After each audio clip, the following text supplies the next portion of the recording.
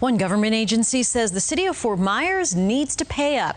The Department of Environmental Protection says the city violated multiple clean water rules, and it could cost taxpayers more than $500,000. Fox 4's Shari Armstrong explains why one city official says writing a check isn't enough.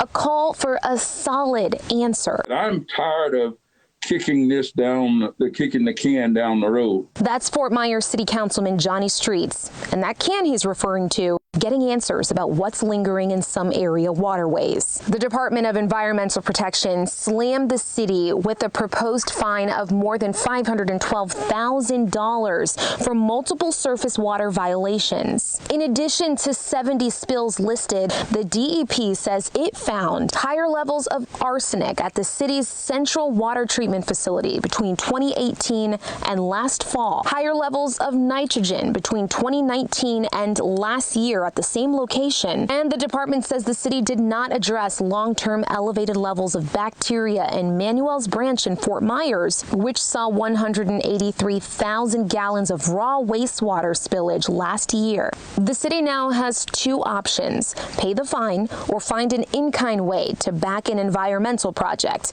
That could include an initiative like fixing old pipes, but it will cost about 1.5 times the amount of the fine.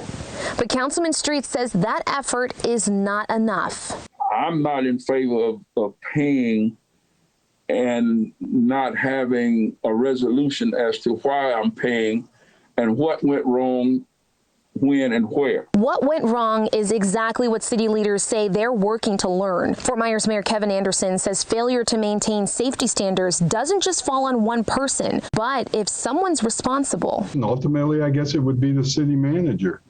He's responsible for public works, which is responsible for that piece of the city's business.